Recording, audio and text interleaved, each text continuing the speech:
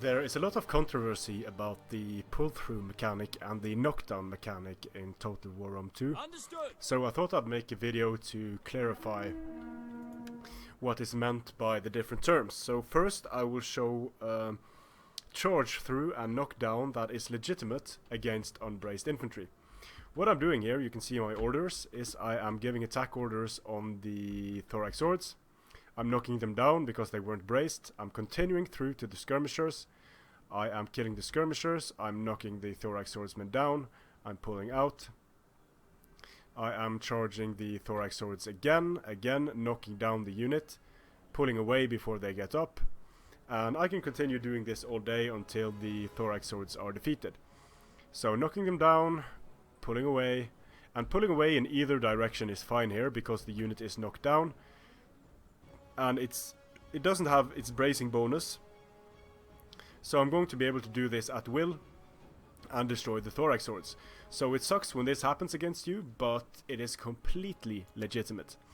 Now I'll show you some cases that are not legitimate. I will both show an infantry pull through and an infantry charge through and a cavalry pull through and a cavalry charge through, and this is against braced infantry. So the thorax swords are going to brace, they're going to have fire at will off. This unit is 2 ranks deep, this unit is as well, this is 3 ranks deep, and this unit is 4 ranks, or actually it's 5 ranks deep. Okay, so we have 2 ranks deep, 4 ranks deep, and 5 ranks deep. So what I'm going to do here is you can see my orders here. I'm going to first I'm going to go in against I believe I'm going in against 2 ranks deep first. I'm charging through the unit, which is going to knock it down, and then they're going to continue into the archers. But you can see some of the units, since I had attack orders there, are going to be stopped. They still made it through because they charged down a lot of the units. So this is sort of a borderline case where you have attack orders on the unit behind, but you're smashing through. With this unit, I am going to give direct attack orders, and then I'm just going to give move orders, and you can see I'm able to move through the entire unit. So that is not legitimate, moving through the unit like that. I gave attack orders, and then I just moved the unit to avoid engaging the thorax swords altogether. In this case, I'm also going to give move orders. The unit is going to stop, but then I'm going to continue to give move orders, and this is going to allow the cavalry, although this unit is braced, it's going to allow the cavalry to push through without taking many casualties, and it's going to allow it to make it into the archers. So again, this is not a legitimate move. It didn't knock down the unit, it was simply the cavalry moving through the unit to avoid fighting it. And I only took 5 casualties, so that exchange was definitely worth it.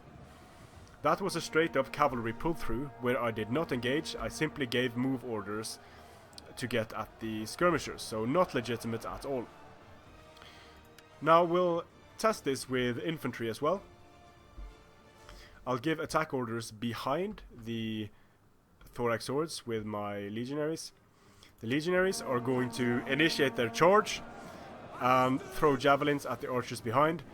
They are going to charge into the thorax swords, get stopped, but now they're going to, if I continue giving attack orders, they are going to be able to push through this unit without fighting it. So here we go, pushing through, getting a second charge, and that was an illegitimate pull through. I'm continuing to do it here. In this case, I'm just going to give move orders against braced infantry. The unit is going to stop. I'm going to continue to move, and they're going to be able to move straight through the enemy infantry, with the infantry having 0 chance to stop it, although that unit was braced. So again, illegitimate pull through. In this case, I'm going to use my legionary cohort, and I'm going to do the same. I'm just going to move them through a unit that is 5 ranks deep, and that is braced. So giving move orders, they're going to stop. Then I'm going to continue to give move orders, which is going to allow this unit of legionary cohort to push through. It did take some damage, but if this was to get into skirmishers, it might absolutely be worth it. They made it through with basically the entire unit left. So that was an illegitimate pull-through on my part. That was the pull-throughs against infantry. And with pikes, it gets a bit more complex. So in this case, I will show pikes that are from 2 to 5 ranks deep, and I will show you how to pull through pikes and charge through pikes with infantry. So there is no chance in knocking down the pikes with my infantry, of course. The pikes are going to be in phalanx, and these guys are 2 ranks deep, these guys are 3 ranks deep, these guys are 4 ranks deep, and these guys are 5 ranks deep. And the archers are close behind here, so I can give attack orders on the archers and avoid the pikes altogether. And this is going to be a showcase of an illegitimate way to get through pikes, mostly. And it's also going to be a showcase of how well different depths of pike formations are able to hold up against infantry. So the pikes are going into phalanx. You can see my orders here.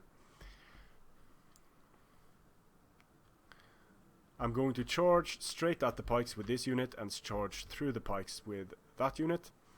Legionary cohort going in. Some of the guys are going to make it into the pikes because the pikes were spread thin. In this case, I'm going to give attack orders behind and then just move through the pikes. This is an illegitimate pull through because I'm spamming attack orders on the archers behind, and I'm able to push through the pikes that are spread thin. So pikes spread this thin are not going to be able to defend against infantry that is pulling through in this way. But the pikes here that had attack orders on them are still going to get defeated actually, and pretty quickly because they were spread too thin. So same here, attack orders on the pikes 3 ranks deep, move orders through the pikes 3 ranks deep, and the move orders and the constant attack orders are going to enable these legionaries to push through the pike formation and get into the archers behind. Here the pikes are doing better against the legionary cohort frontally. The pikes that engaged the 2 ranks deep, they actually won their engagement. The pikes that engaged here are going to lose the engagement, so are these guys, they're also going to lose the engagement. Giving attack orders here against 4 ranks deep, they're going to lose that engagement. Giving attack orders on the unit behind and continuing to spam attack orders with this legionary cohort is going to lose more men, but I'm still going to be able to get to the archers and destroy the archers. Against 5 ranks deep, I'm going to attack in, and the unit is going to get stopped. I'm just going to spam move orders with this unit, and some of the legionaries are going to be able to push through pikes that are even 5 ranks deep. So again, this is an illegitimate use of legionaries. I'm going to lose a lot of legionary cohorts this way, but I am going to be able to make it into the archers. Same here with pikes that are 5 ranks deep, just giving move orders. It's going to allow infantry to make it through the pikes frontally, and I'm going to be able to make it into the pikes. So although I'm losing most of my legionaries in doing this, it's potentially going to enable me to get into archers and destroy a lot of archers. So this is an illegitimate move to avoid engaging pikes. Same here, giving move orders. The units are going to move through the edges and through the center of the unit. Although these pikes are braced and in a deep formation, some of the units are still going to make it through and start destroying the archers. So illegitimate use of infantry against pikes in this case. Now, an important thing to consider with the pikes is the melee attack of the pikes, because pikes that have a low melee attack are going to hit less with their pikes against incoming infantry. So that means that levy pikemen and pikemen spread 2 ranks deep are going to be less effective than elite pikes spread 2 ranks deep, because with their 49 melee attack they're going to be hitting a lot of units when they are incoming, even when they are spread 2 ranks deep. So I'm going to try to do the same here, giving attack orders behind. They're getting stopped far more effectively. I'm giving move orders, but the legionary cohort is taking more casualties. Still, they are able to push through even the elite pikes frontally. They would not have been able to do this as easily if the pikes were spread in a more dense formation and I engaged the pikes head on. So the legionary cohort is going to lose pretty quickly here, but they're still going to make it into the archers. So just to sum up the results here, when engaging infantry with cavalry, it is okay to charge the infantry, and when the infantry is knocked down, to continue to move either back or to engage a unit that is directly behind the unit that you engaged. It is not legitimate to move cavalry up to the infantry unit and then spam move orders to make it push through. That is illegitimate. That can be used both against braced and unbraced infantry. When using infantry against infantry, it is not legitimate to give attack orders on the unit behind the... It can be legitimate to do it to throw javelins, but not to attack and to push through the unit and continue to give attack orders in order to move through the enemy unit. It is okay to charge the enemy unit, defeat it, and then charge through, of course. It gets a bit murky if an infantry unit is spread 2 ranks deep, because that will allow a more dense formation to actually push through without spamming the orders. So that might be okay, it depends on the situation. But still, against pikes, engaging the pikes frontally, it's going to be effective with good melee infantry if the pikes are spread too thin. But giving attack orders on the unit behind the pikes and then giving continual move orders through the pikes is going to be less effective against pikes that are in a dense formation, but it's still going to allow some men to get through. So giving move orders through an enemy unit that isn't knocked down is not a legitimate move and should be banned from tournaments. There is an exception to this, and this is if you have enemy skirmishers in front of a pike line or of an infantry line. You give attack orders on the skirmishers when they are in front of the line.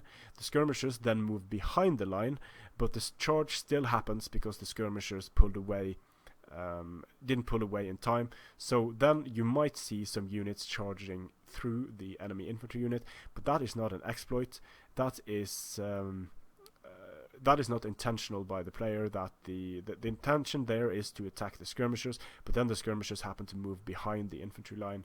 So in that case, it's sort of a different thing. But if the attack orders are continually given and move orders are continually given to the behind of the unit, then it is a pull through. It should be banned both with infantry and cavalry. Still, pikes 2 ranks deep are not going to be able to stand up to densely formed good infantry units. So that's kind of my take on the pull through, the charge through, and the knockdown mechanics. I'm sure this will be debated for a long time to come because it is a controversial subject, but there is a legitimate way to do it, and that is charging down and knocking down enemy units. The illegitimate way to do it is to just continue to spam attack orders on the units behind and giving move orders through. That is a pull through, and that should be banned. Thanks for watching. See you again on the battlefield, and thanks to Obelix for helping me set this test up.